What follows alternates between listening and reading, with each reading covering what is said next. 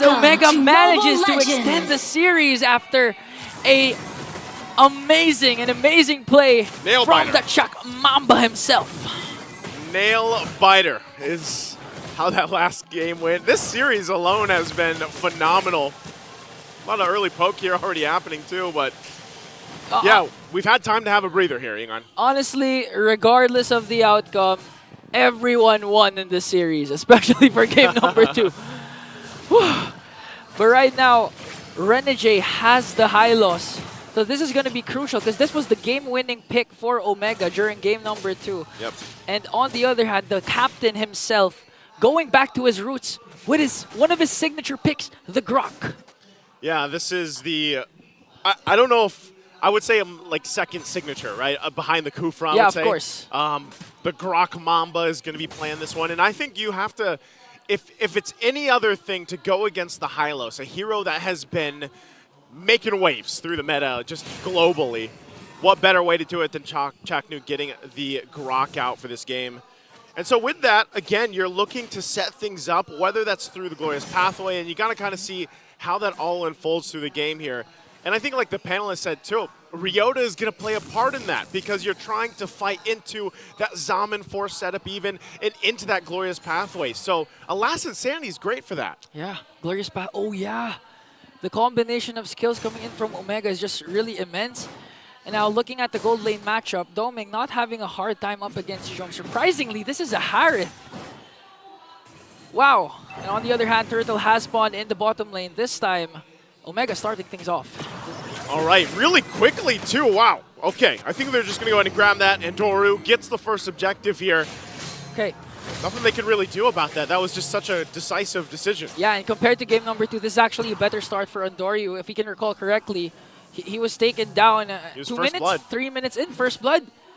So now Andoryu has the flexibility of actually overextending, especially in the mid, to get those pickoffs that he wants, especially onto Yue or onto Demon Kite.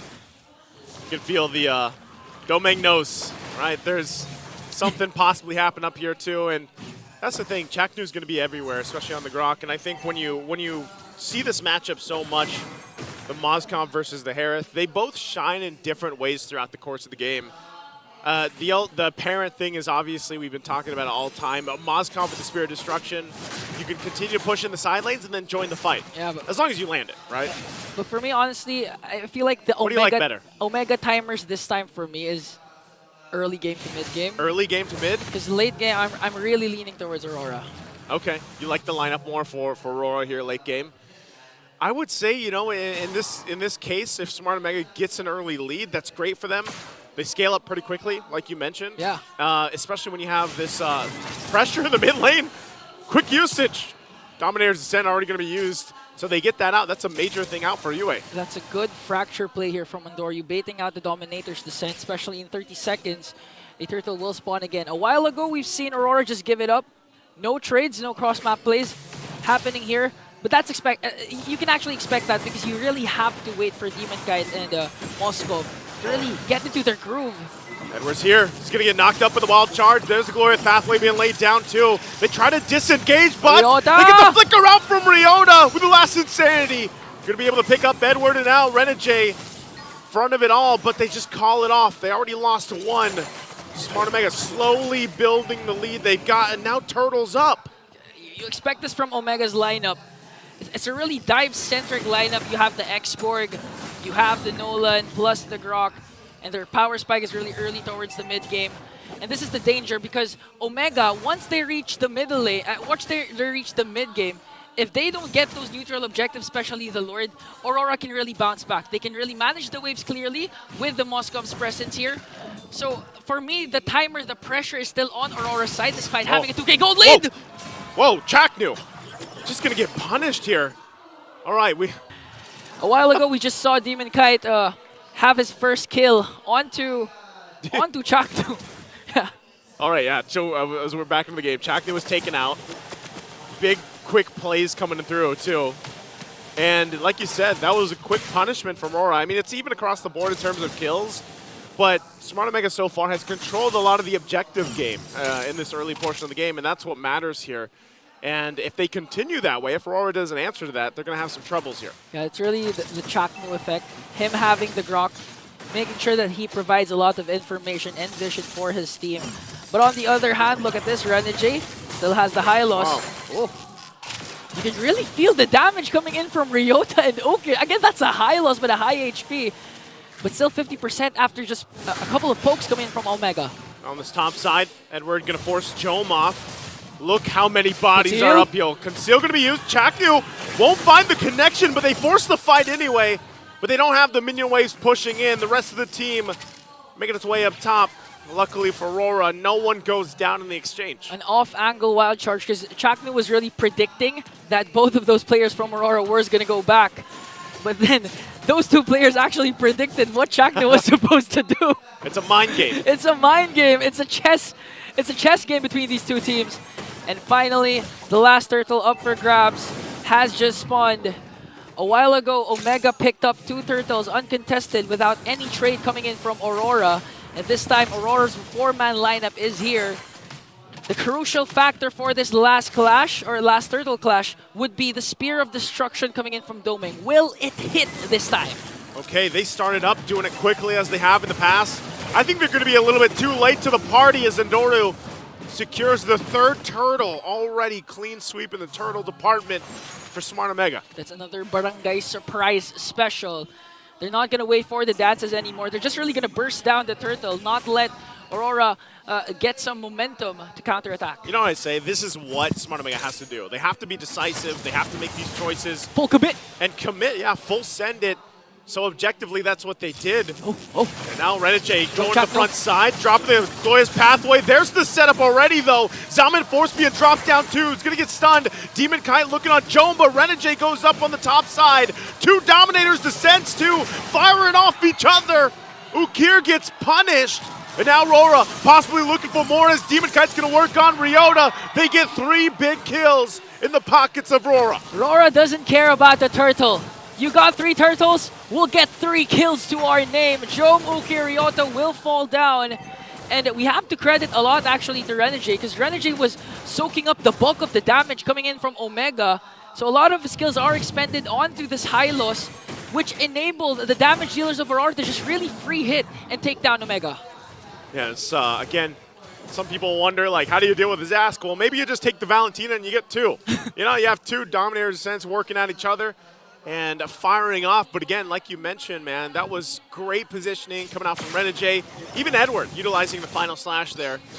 So what's the response? Gold lead is gone. Now Renegade has to defensively get out of there. Way's going to be blocked off, though, of course, by Chaknu. So they set back in to their position here with a focus on the mid. I'm not sure if you noticed it, but Renegade actually was right there on time. Because Andoryu casted his Retribution, so the slow effect went to Renegade instead of going to Doming. So again, Renegade being the hitman and the heal man at the same time for game number 3. At this point, too, Yue picking up his Divine Glaive. This is great timing. You can see on the flip side, Andoryu gets the Sky Piercer, too, and this all sets the stage here, Ringon, for that first big objective. Aurora has seen 3 turtles taken quickly from them, very quickly. And now they don't want the same to happen with the Lord here. Andoryu not in a good position here because they're going to be spotted out here by Aurora. And as Andoryu picks up a Sky Piercer, you know, it adds pressure for me as an assassin. If I pick up a Sky Piercer, that means I have to get a lot of kills and at the same time don't get killed myself. And with Omega's lineup, you know there's already an internal pressure because they're going to dominate the early and the mid game, but towards the late game, it might be Aurora's game. So really, the pressure for me is on the Barangay side. Yeah, because at this point, with the lineup that they had, they could, you know, end up getting outscaled depending on how Aurora approaches this. Doming gonna just wait patiently again. He kind of has an idea too. He knows. Chaknu He knows. Jome, very patient. He's not approaching that wave there. He knows. He's fine. Jome knows. They've been there. They've done that. And now Aurora working on this Lord as Andoryu and Ryota surveys the scene. But important to note, look at the position of Edward. Any given moment, the final slash can come out of nowhere. Still keeping that Lord at half health here.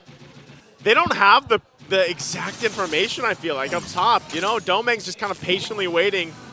He doesn't want to get picked off here. The Land of Dawn, okay. So quick recap. First Lord up for grabs. Shaknu and Jome on the top lane, making sure to zone out Domeng. Will Aurora burst down the Lord, or will Omega make a play up top? We'll see what they do. They're still waiting patiently up there. Domeng just going to do his thing, waiting on the front side. Neither team really wanting to commit to the Lord, though, and that's the power of this export, too. You know, you have the immortality, you got plenty of armor. You can just kind of sit here for quite a while, too. We need a mini cam onto what's happening onto there at the top lane. Right now, RORA soaking up all the damage coming in from Omega, but I think they're going to burst down Ryota's Friarga armor here. It's bursted down, they rotate down. Even with the armor down, it still could be the same plan. They might just go for it. RORA is going to drop down the Glorious Pathway. Ukir does the same, and they try to collapse down on the top side. Jome going to force in. That's the Storm of Destruction. A huge final slash, though. Only going to be used. It forces Smart Omega back to the turret. I'm not sure if they can pick up a kill with it, but they will as Domeng cleans up Ryota. But now, RORA will get the turret. Can they get this Lord? There's going to be some repositioning here going on. Shaknu does not have the wild charge. He's just trying to provide vision, but I think it's just taken here by Aurora. And Doru also trying to pull something, but he's got to back off. Wow. Legend Zero bouncing back from a very rough game back in game number 2 with the Terizla. A lot of people are saying the penalty zones weren't hitting, but this time one final slash connecting onto 5 members. Yep. That's the Edward you want. That's the Edward you need if you're up against the top-seeded team as we end week number 2 rather. This is vintage Edward, really controlling the game, controlling the pace, and setting up plays for his team. He has to, especially after the struggle we saw from the previous game. Oh, sandwich play. Look at this sandwich play on the top side already, and Doru taken out as Demon Kite gets another kill alongside the turret.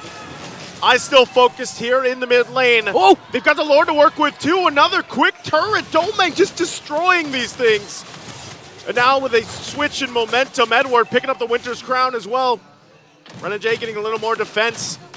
They're in prime territory to punch this one into the base at least. Oh. Dominator's Ascent going to be used as well. Glorious Pathway there. Lord still going to be worked on. Mid turret quickly worked on by Domeng. RORA. Can they end this here in game number 3? Domeng! Edward gets a final slash again! And they turn it over!